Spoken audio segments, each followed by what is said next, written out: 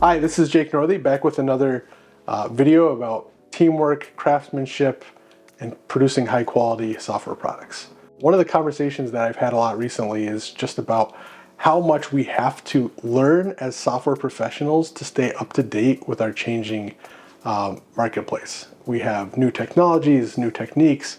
We're constantly having to learn new ways and new technologies to get products built and shipped.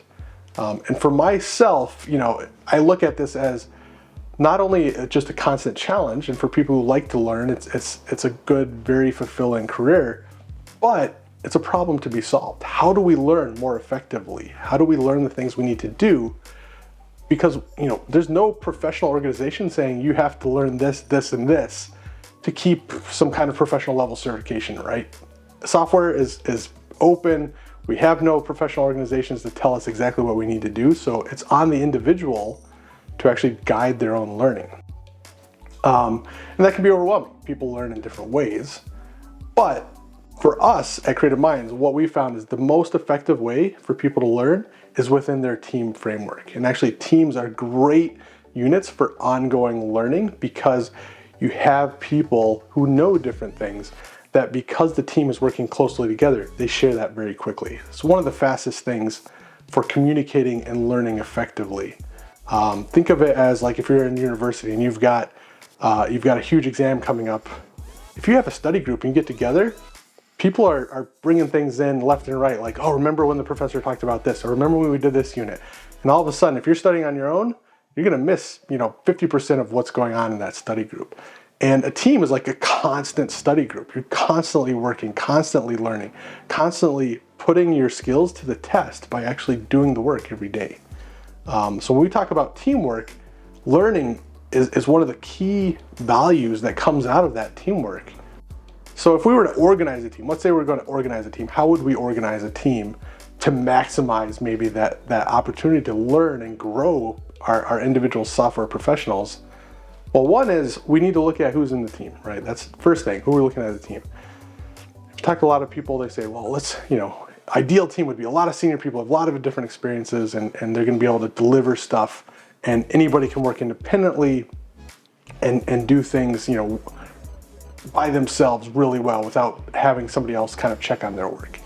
And that's an ideal situation maybe, but everybody knows having very experienced software developers, it's hard to get very experienced software developers, right? So you need a mix. You need a mix of different, experience levels, but you also need a different mix of what their experience is. You want diversity in that experience. In software, and actually in general, we talk about T-shaped individuals and T-shaped skills. So when you're talking about T-shaped, it's broad, wide variety of experiences, but it's also deep in a few areas. The T, the trunk of the T, the trunk of the T, that's the depth, right? We might have an individual who's really good at React or really good at UI development, and they're really deep in that. But this individual is a full stack developer, and maybe they're a little bit deep in Java, and they have Node.js, Python, some DevOps experience. And so the breadth is all that varying experience that they have, and that varying experience is good because they can do something in any of those areas.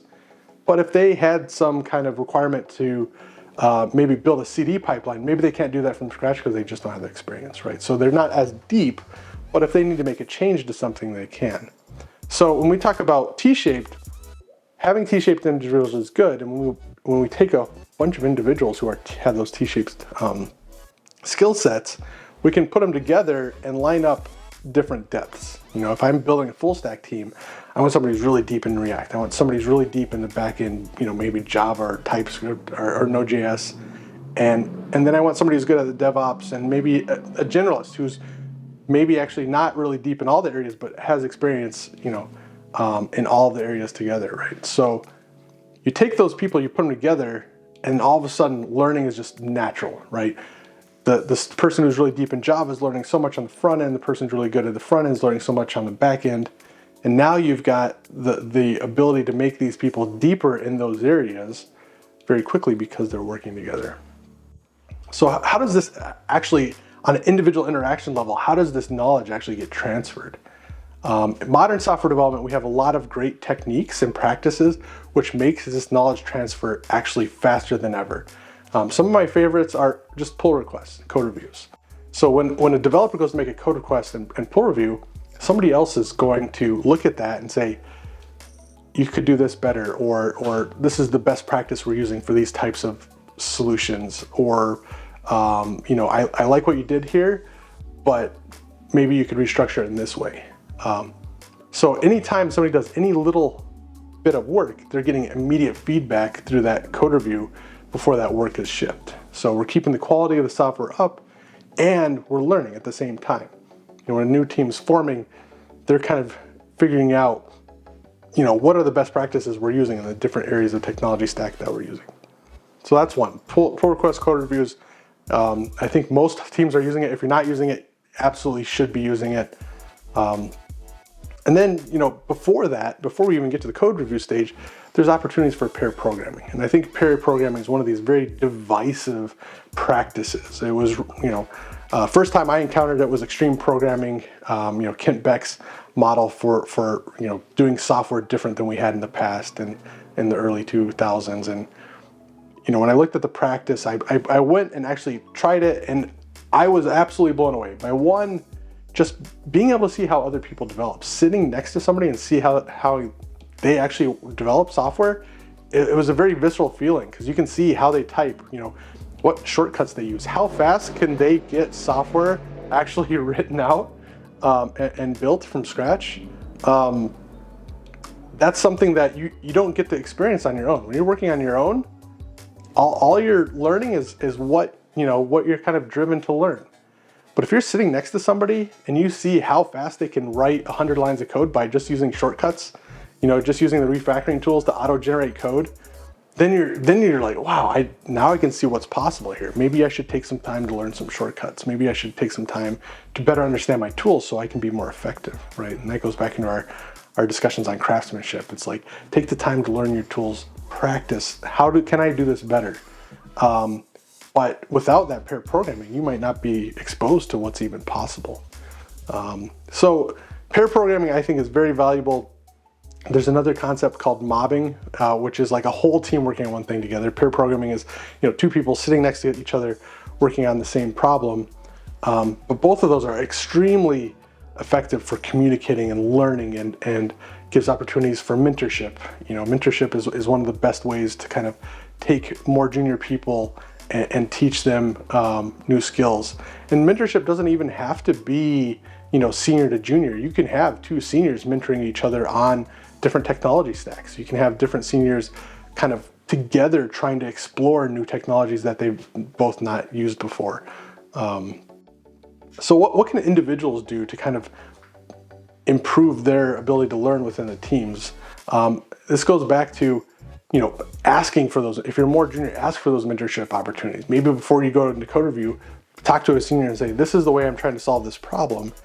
Is this okay? Is this the way, if I go into code review, are you guys going to be happy to see it this way, or do you want me to do it some other way?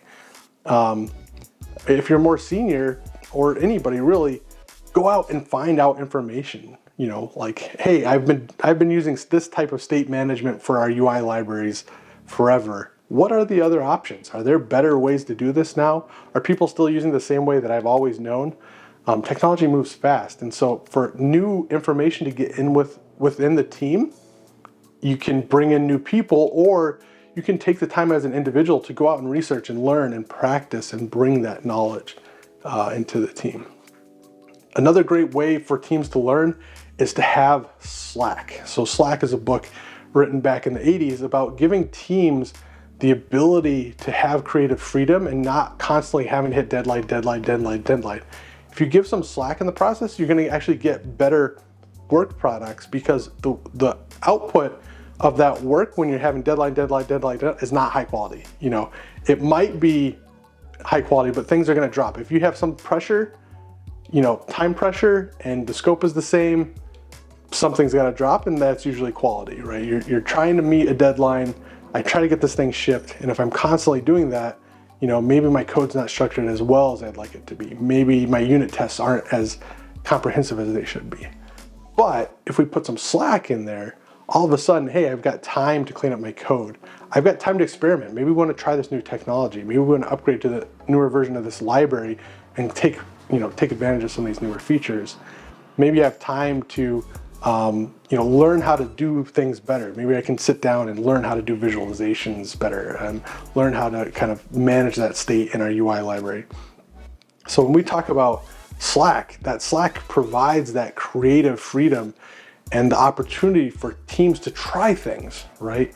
And Slack, again, even if you don't have just a bucket of time to just like go do those things, just giving the developers and giving the software professionals the authority to kind of guide some of the work that they're doing, you're gonna get a lot of value out of that, because they're gonna go in and say, hey, I always wanted to try to do this thing. Now I can experiment. I can try moving over to this software library, and maybe I take 3 days to try to move over to this new software library, and all of a sudden we're writing a lot less code because we've done it. Or maybe I try it and like, oh, actually this gives us no benefits over what we're doing already. Let's just throw it out. Giving software teams the ability to actually control and experiment like that is going to lead to a lot better work product. At the end of the day, your products are going to be better, but also the team and the individuals are going to be a lot happier doing that. Software teams, learning, they go together. In our kind of industry, you have to learn, you have to constantly learn, and the team is the best model for learning. It's the best really facility for that kind of learning. We hope you enjoyed the video today. For more tips and best practices in software development, please subscribe to our channel on YouTube and like this video.